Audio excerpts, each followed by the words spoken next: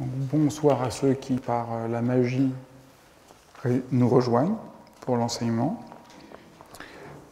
Et aujourd'hui, nous sommes à la 10e séance du cycle de cette année. Nous avons fait une petite pause. J'espère que vous n'avez pas oublié les précédentes séances pour ceux qui étaient là. Mais vous vous inquiétez pas, dans cette série, chaque épisode est unique. On n'a pas besoin de revoir tous les épisodes précédents pour comprendre ce qui va se passer. Donc c'est la 10e séance de ce cycle, reprendre corps. Et ce soir, le génie de l'incarnation. Comment apprendre à être un peu plus concret.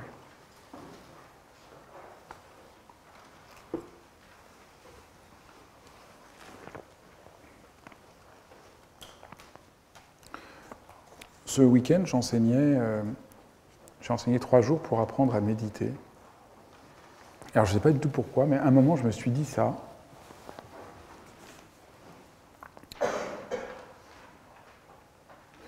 Moi, j'ai fait des études de philosophie et j'ai trouvé, alors, parfois, j'avais des profs abstraits, mais moi, ce qui m'a plu dans la philosophie, c'est que c'était incroyablement concret. Et j'aime bien y aller par le point qui semble le plus dingue. Vous dites là, mais il est complètement barré là.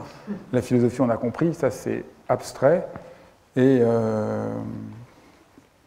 aller acheter un produit au supermarché, ça c'est concret. Et que acheter un produit au supermarché, c'est souvent tout à fait abstrait. Pas toujours. Il y a des marchands qui sont concrets, comme il y a des profs de philo qui sont concrets. Et ça m'a beaucoup, j'ai beaucoup pensé à ça depuis longtemps, depuis quelques jours. Est-ce qu'écouter de la musique, c'est abstrait ou concret? Pour beaucoup de gens, c'est abstrait. C'est très intéressant en réalité de questionner ça. Qu'est-ce qui est abstrait et qu'est-ce qui est concret?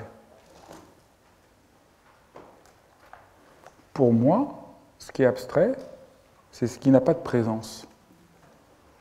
Ce qui reste un peu virtuel, un cliché, une idée reçue, ce que tout le monde répète. La télévision, c'est très très abstrait pour moi. N'importe qui derrière un guichet qui vous regarde comme un numéro.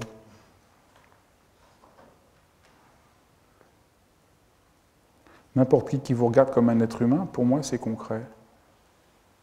Voilà. Mais j'ai bien conscience que tout le monde ne pense pas comme ça. Moi, la philosophie, je trouvais que c'était très concret parce que ça a un effet immédiat sur mon rapport au monde, sur mon corps, ma sensibilité, ma manière de voir les choses.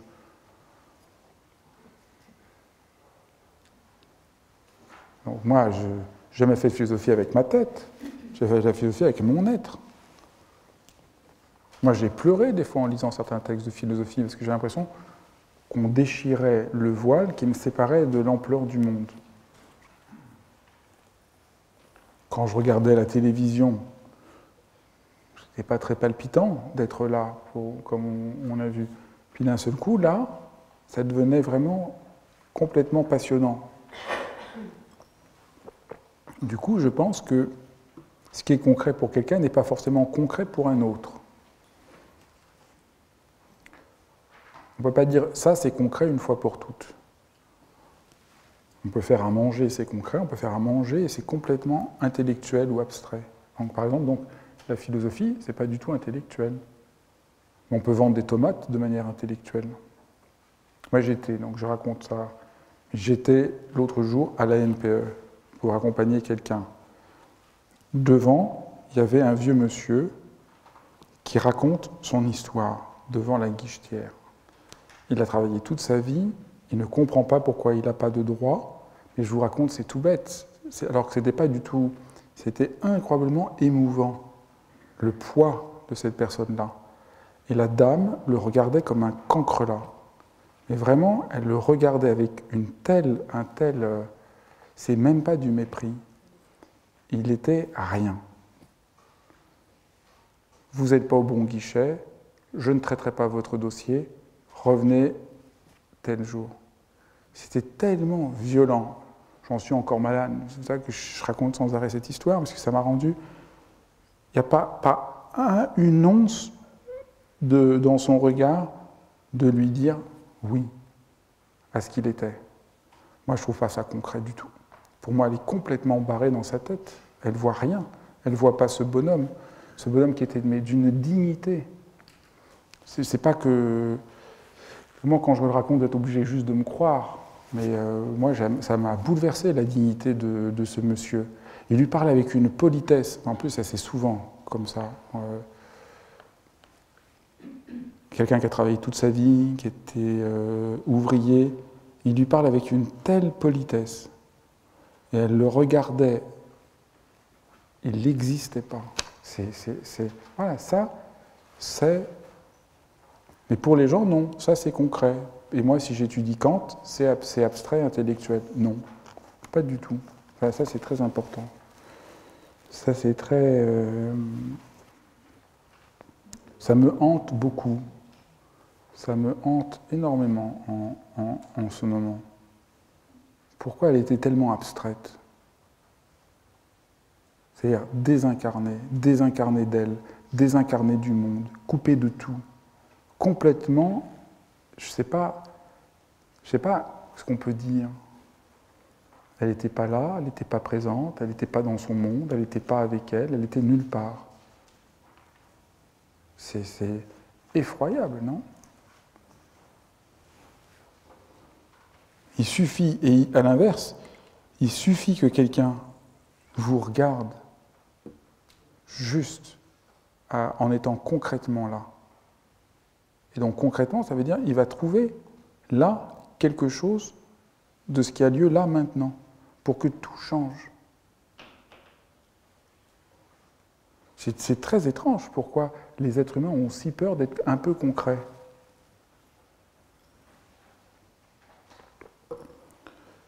Moi, je suis, comme vous savez tous, éditeur.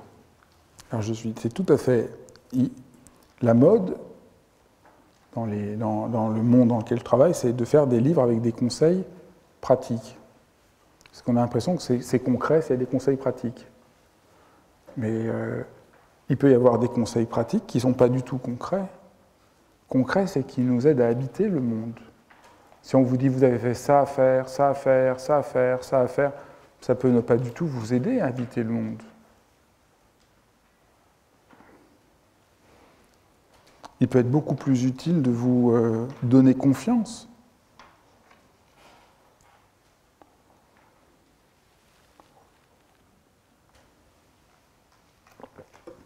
Plutôt que vous donner des règles qu'on n'appliquera jamais du reste. Parce que si il suffisait d'avoir quelques règles pour s'en sortir, on le saurait, puis donc du coup, on publierait 10 livres et puis tout serait réglé. Donc ça ne marche pas comme ça. Ce qui marche, c'est qu'on rencontre quelqu'un. C'est quelqu'un vous parle, dans un livre, au marché ou à la NPE.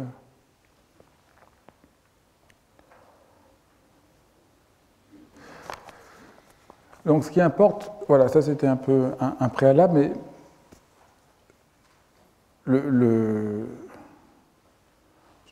mon idée de parler, je voulais parler du corps à partir de la question de pourquoi sommes-nous si peu incarnés? Comment faire pour s'incarner? Comment faire pour surmonter notre peu de présence? Comment beaucoup de gestes, malgré tout ce que j'ai dit, pourquoi beaucoup de gestes quotidiens, faire à manger, repasser, ranger, courir, nager, peuvent nous aider à nous incarner? Et chaque séance, je prends une œuvre d'art. Donc, j'ai pris des œuvres d'art de tous les mondes. J'ai pris un tableau de De Kooning, une sculpture de Giacometti, un tableau d'enfant de Chardin, et aujourd'hui, ce tableau de Giotto, le baptême du Christ. Et c'est très étonnant parce que donc, le christianisme s'est fondé, s'est établi, s'est pensé comme la religion de l'incarnation, parce que Dieu s'est fait homme. Mais ce qui est intéressant pour nous, je ne vais pas vous faire un cours de théologie, Mais ce qui est intéressant pour nous, c'est que le Christ s'incarne non pas seulement parce qu'il a un corps d'homme, mais parce qu'il entre dans le monde, complètement entré dans le monde. Nous pensons que incarner, ça veut dire juste qu'il a un corps. Non, mais s'incarner, ça veut dire qu'il entre dans le monde. Et le tableau montre ça. Il entre dans l'eau, il entre dans le monde.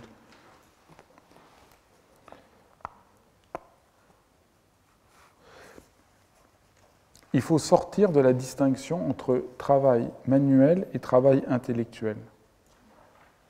C'est la même chose que je disais précédemment. Tout travail véritable est une pensée. Tout travail véritable est corporel et tout travail véritable est une pensée. Faire une tâche sans pensée.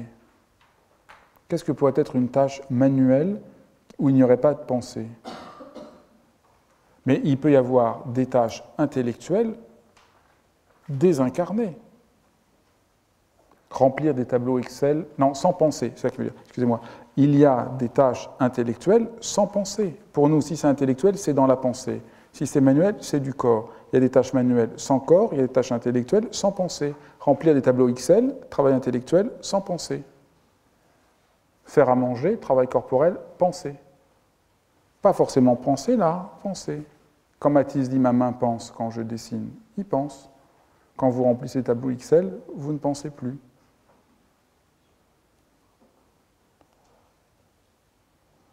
Ça, c'est des choses tellement importantes qu'on oublie complètement. On oublie les régimes de présence du corps.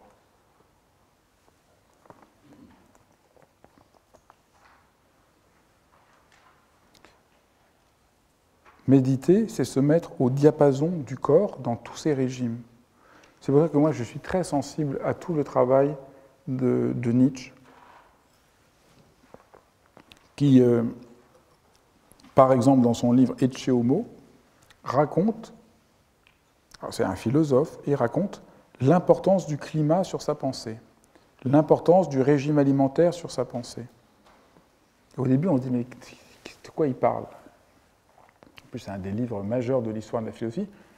On est dans la philosophie, il nous parle du régime alimentaire. Parce qu'il essaye de comprendre ça. Qu'est-ce que ça veut dire, cette incarnation?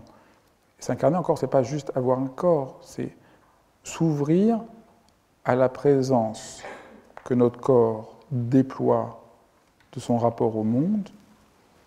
Et donc, c'est un texte inouï, Ecce Homo. Pourquoi je crois que c'est le chapitre, je n'ai pas relu depuis longtemps, c'est pourquoi je suis si sage, pourquoi je suis si avisé. J'adore. Donc ça, vous voyez un petit peu. S'incarner, c'est pas juste quelque chose de corporel opposé à intellectuel, c'est une certaine qualité de présence, une certaine manière d'habiter, une certaine manière d'être.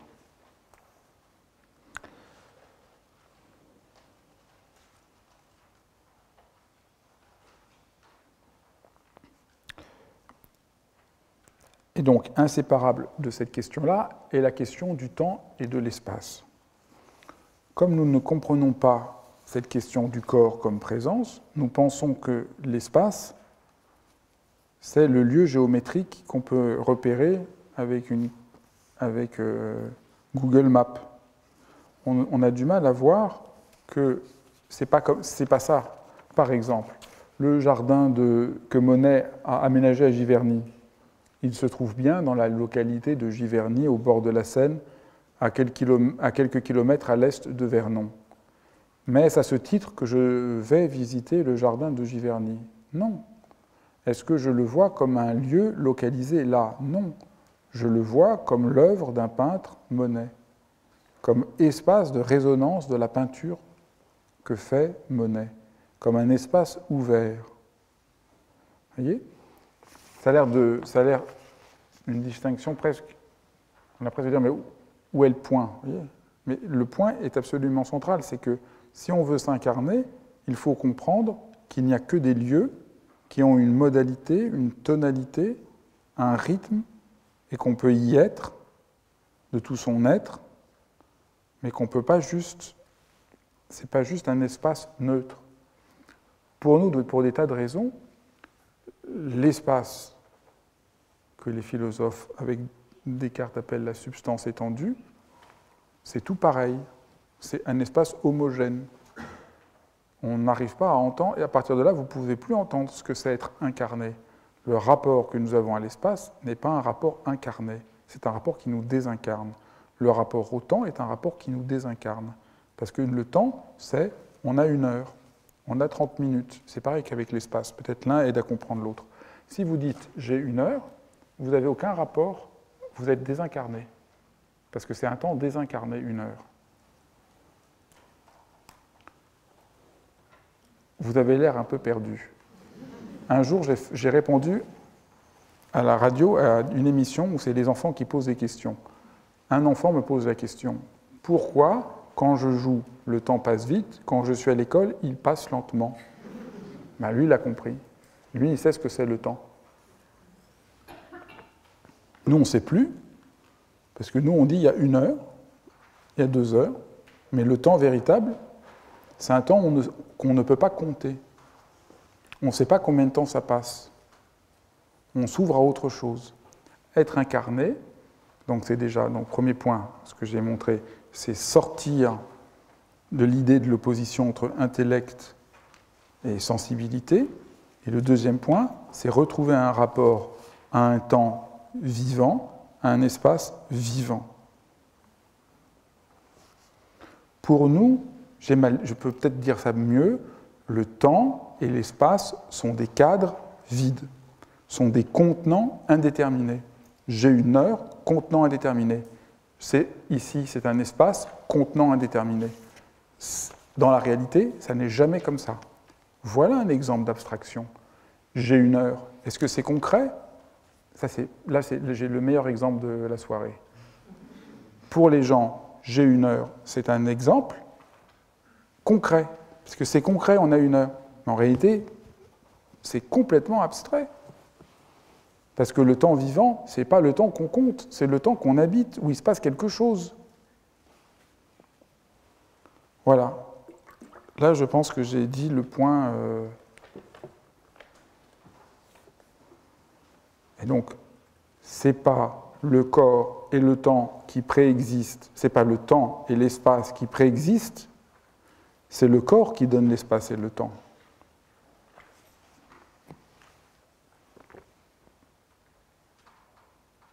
On n'est pas présent partout de la même manière. On n'est pas tout le temps présent de la même manière. Voilà, ça c'est concret. Voilà, ça c'est vraiment concret. C'est vraiment concret. Je ne suis pas présent partout de la même manière. Et c'est très très simple. Tout le monde le sait. Vous allez vous promener au bois, vous êtes dans un aéroport, vous n'êtes pas présent de la même manière. Votre corps n'est pas de la même manière. C'est ça. Ça c'est concret. Voilà, ça c'est quelque chose de concret. L'espace n'est pas un contenant. Et là, ça veut dire, là, si vous entendez ça, vous avez compris ce que ça veut dire s'incarner. Si vous comprenez la question du garçon, vous avez compris ce que c'est s'incarner. Ce qui est étonnant dans le tableau de Giotto, d'abord, c'est que le corps est complètement situé dans l'espace. Et il n'est pas seulement que le corps, que Dieu est incarné, mais il est posé quelque part. Il est là, il est quelque part. On voit un quelque part. Pas au sens que c'est réaliste et qu'on reconnaît le lieu, mais c'est posé, quelque chose est posé. Donc c'est le baptême, c'est la naissance du corps. Et vous voyez, du coup, il est visible à travers les flots. La transparence témoigne que c'est le corps qui aménage l'espace. C'est une représentation non réaliste, parce que, évidemment, normalement, on ne verrait pas le corps dans l'eau. Mais là, on le voit, parce que ce n'est pas un tableau réaliste, c'est un tableau concret. Voilà. Et ça, c'est concret.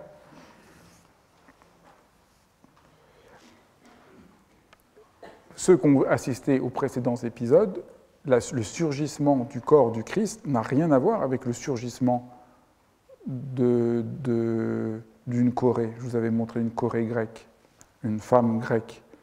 Le surgissement n'est pas du tout le même. On n'est pas du tout dans la même entente du corps, on n'est pas du tout dans la même entente de la présence. Et c'est intéressant de voir ces différentes modalités.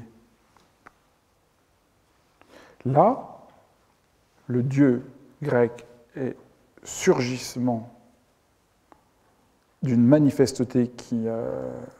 tandis que là, il vient de l'eau qui le lave et le fait apparaître. C'est par l'eau qu'il apparaît. Chez les Grecs, le corps est le monde. C'est le rayonnement du monde. Le corps, c'est le monde qui apparaît dans sa plénitude la plus extrême, complètement à découvert, sans le moindre retrait. Complètement... Waouh. Tandis que... donc il y a, par exemple, le Dieu grec, il est d'une beauté à couper le souffle. Là, le corps du Christ, il n'est pas particulièrement beau. Non, mais c'est pas du tout, ce que je dis n'est pas du tout un manque de respect à Dieu. C'est justement ça, le miracle de la présence pour le Christ. C'est que ce n'est pas Apollon. C'est le corps, c'est un corps qui se montre dans le dénuement. Il n'y a pas de dénuement dans le monde grec. Là, il y a un dénuement. Le Christ se déshabille. Le Dieu grec ne se déshabille pas. Et vous voyez, le Dieu grec ne déshabille pas. Sa nudité est le déploiement maximal de la présence. Tandis que le Christ, il se dénude. Et dans ce dénuement, il est mis à nu. Vous voyez, c'est pas assez clair. Le Dieu grec n'a pas besoin de se dénuder. Sa nudité est rayonnement pur. Jésus, là, il se dénude, il se met à nu. Le Dieu grec, il est nu, mais il ne se met pas à nu. Et là, les trois femmes portent les vêtements. Il va être habillé. Il est dénudé, il va être habillé. Et donc, on a la vulnérabilité du corps dénudé. Et donc là, on est vraiment dans une sorte, vous voyez, là, c'est une autre entente du corps. Il y a quelque chose ici comme une sorte de on est sur vraiment, il y a quelque chose là de miraculeux. Le corps apparaît dans le dénuement qui ouvre le monde.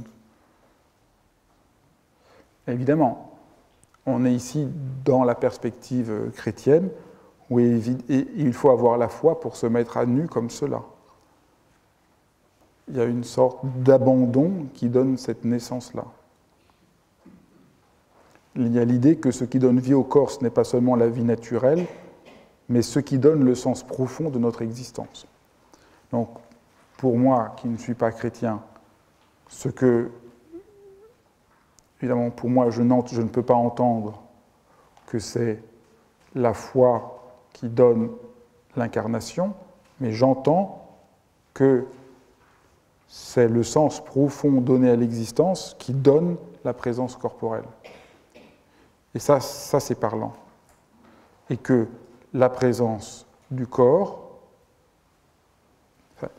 au fond, je reprends, ce tableau montre que s'incarner, c'est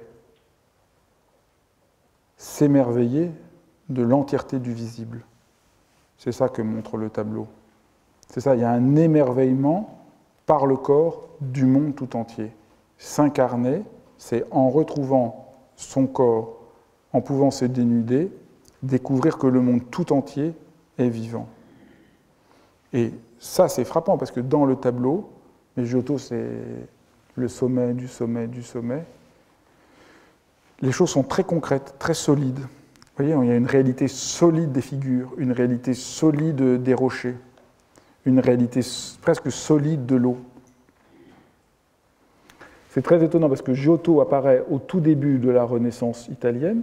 La Renaissance devient un outil de calcul et de contrôle de la réalité à travers une mathématisation du monde. Et chez Giotto, on a à l'inverse une atemporalité qui est sans doute le vrai visage du temps. On a ici quelque chose qui est beaucoup plus posé. On sent bien qu'il ne s'intéresse pas à la mathématisation, mais à l'émerveillement. Voilà, si vous avez des questions, vous êtes bienvenus. il faut juste que je dise. Ce que j'ai dit est un peu énigmatique. Dès qu'on parle du corps, c'est un peu énigmatique. Pour des raisons extrêmement profondes, qui est que nous ne savons plus ce qu'est le corps. Pour nous, le corps, c'est quelque chose de mécanique. On vous parle du corps, vous entendez tout de suite mécaniquement. Les organes, comment ça marche. Personne n'irait se dire que si on veut comprendre le corps, on a intérêt à lire un poème de Rainer Maria Rilke ou d'écouter une sonate de Debussy. Tout le monde dirait, si je veux comprendre ce qu'est le corps, je vais chez le médecin. Même si de plus en plus le médecin devient juste un spécialiste, les médecins deviennent spécialistes d'organes, en fait, ils n'ont plus de rapport au corps, ils ont rapport à un organe. Mais là, c'est très abyssal ce que je dis, que le poète a plus de rapport au corps. Je voulais essayer de simplifier ce que j'ai dit, là j'ai remis encore une autre énigme, que le chirurgien. Et quand on a fait la journée à la salle Pleyel il y a quelques semaines, il y a 10 jours, on avait invité un chirurgien et un médecin anesthésiste. Et le chirurgien, je ne sais pas s'il l'a dit là ou il me l'avait dit juste avant, il a demandé que l'anesthésiste apprenne la méditation et l'hypnose parce qu'il ne voulait plus être juste un vétérinaire. Il voulait avoir rapport à des êtres humains, il voulait avoir rapport à leur corps. Rapport à leur corps, il a toujours rapport à l'organe et à la technique, mais il a rapport à des corps, il a rapport à des êtres incarnés, c'est beaucoup mieux que le corps. Il a rapport à des êtres incarnés, parce que comme il les opère sur hypnose, c'est des vrais êtres humains. Et ça a changé sa vie. Mais c'était juste bouleversant. C'est un homme de terrain, c'était pas un homme de parole, mais dans son silence, dans sa présence, moi je dois dire, ceux qui étaient là, ça m'a complètement, juste sa présence de cet homme. Moi, je l'ai vu parce que je l'avais invité, parce que j'avais assisté à une opération. Et c'était très, très impressionnant. C'est-à-dire le niveau technique, qui pourrait être un niveau un tout petit peu abstrait, et en même temps, le souci de la présence réelle.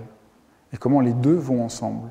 Et c'était juste magnifique. Vous m'avez dit, mais comment tu as fait pour supporter ? Parce que tout le monde sait que je suis ultra sensible et que tout est trop.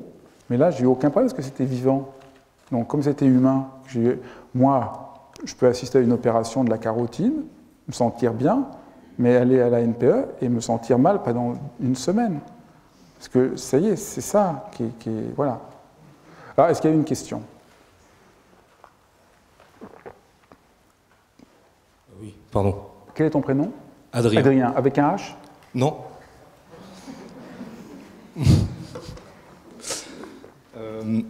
En fait, sur la peinture, en fait, ça me fait penser à. Je ne sais pas si vous êtes d'accord, enfin, c'est la naissance.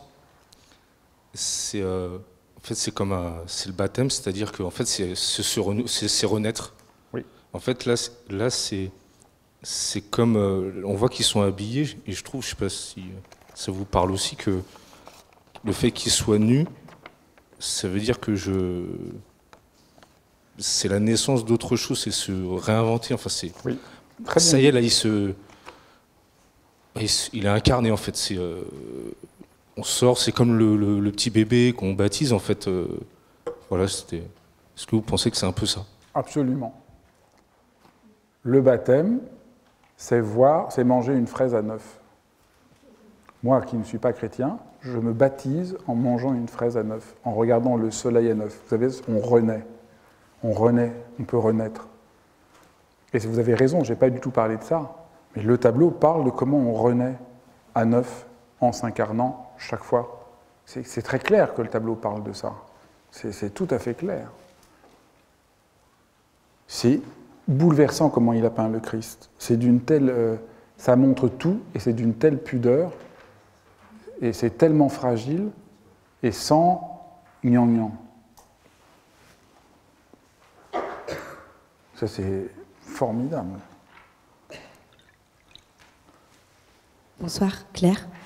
Je voulais savoir, est-ce que justement vous parlez de la Renaissance avec une fraise, est-ce que c'est possible de réitérer ça à chaque chaque minute, à chaque expérience? Je crois pas.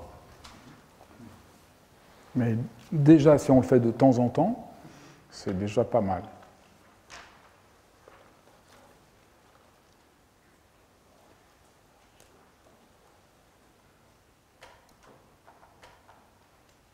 Schuling avait une question.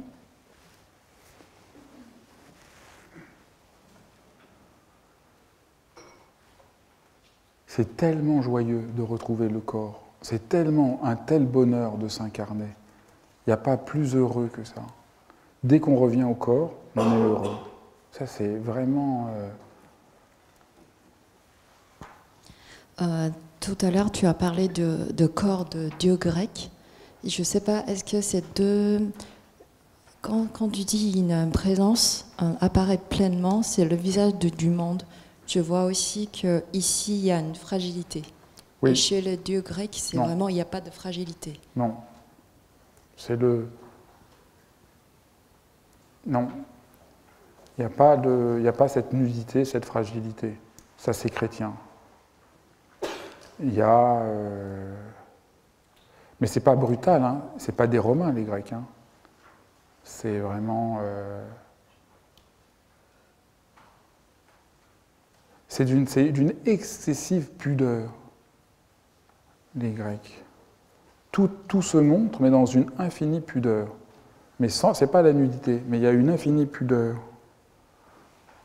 C'est l'antipode, c'est-à-dire c'est tout à fait dingue, puisqu'on voit que des gens nus, et il n'y a rien d'outré, Nous, on ne peut pas faire ça. Vous peignez un homme nu aujourd'hui, vous faites une photo d'un homme nu, on ne peut pas faire ça. Donc ça, c'est tout à fait... Je crois que ça, c'est le propre. Ça, c'est le rapport au corps du monde grec. Nous, notre rapport au monde, je l'ai montré, je crois, c'est Cézanne ou Giacometti. Là, ça, c'est beaucoup plus proche de notre monde à nous. Tu vois, je ne sais pas si c'est une si bonne idée de vous avoir montré un tableau de Giotto, parce que c'est pas vraiment notre monde. Enfin bon, c'est pas mal de faire des variations. Le pudeur chez le dieu grec et ici chez Jésus, c'est la même pudeur ou c'est... Ah non, non. Là, c'est pas tant... Non. Chez Là, on se déshabille. Le dieu grec ne se déshabille pas. Les athlètes sont nus. C'est tout à fait frappant. Imaginez que les tennisman, à Roland Garros, soient nus. Et là, vous avez compris le monde grec.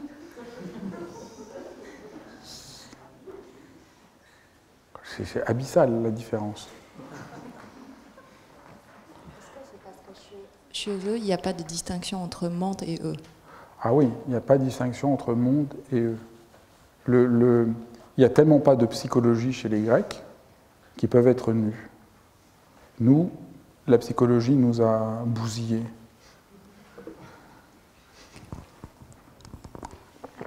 C'est compliqué de s'en remettre. C'est-à-dire la psychologie, l'idée qu'il y a une psyché séparée de l'être. Et que c'est dans la tête. Les Grecs, ils n'ont pas l'idée qu'il y a la tête. Ça, c'est juste pas possible.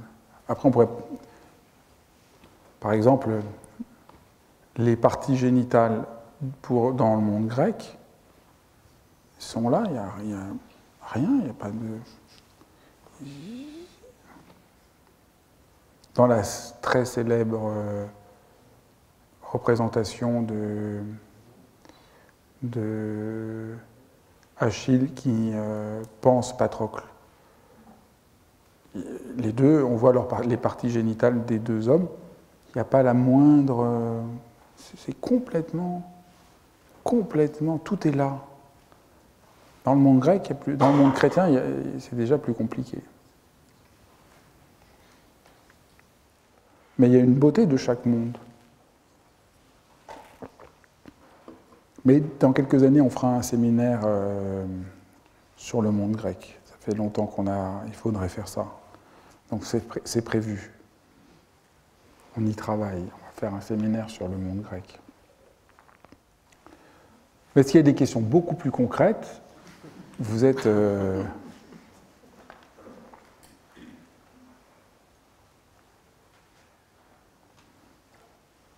Eh bien, s'il n'y a plus d'autres questions, d'accord, ce sera alors, la dernière question. J'ai été très frappée par ce que vous avez dit sur le temps. Je ne suis pas sûre d'avoir très bien compris, mais j'ai le sentiment que j'ai un rapport finalement très abstrait au temps. Oui, nous vivons, nous sommes conditionnés à avoir un rapport abstrait au temps. La seule manière de faire, c'est faire comme l'enfant. Pourquoi, quand je joue, le temps passe vite? Là, c'est vrai. Ça, c'est un vrai temps. Moi, je suis frappé, moi j'aime beaucoup écouter de la musique. Quand j'écoute la musique pour de bon, je ne sais plus du tout combien de temps dure le morceau, s'il est présent. Je m'en fous, je ne vais pas dire « Ah, vous savez, j'ai écouté un morceau qui dure 7 minutes 50 ». Il y a une plénitude qui dépasse que ça fait 7 minutes 50. Ce n'est pas les mêmes 7 minutes 50 que de 3 stations dans le métro. C'est un autre temps. Vous voyez, c'est tout simple. C'est plus clair? Oui, oui, mais maintenant il faut pratiquer. Oui, il faut juste... Et pratiquer, c'est apprendre à écouter le rythme qui nous est propre. C'est très très simple. C'est ça que je dis est tellement concret. C'est très très concret. C'est-à-dire, au lieu de regarder le temps extérieur, le temps des horloges, voir qu'est-ce qui se passe pour vous. Si le temps est habité, déshabité. C'est magnifique de découvrir ça, vous avez de la chance. Si j'ai pu vous donner quelque chose du temps ce soir, Surtout que je suis enseignante, donc. Ça c'est bien.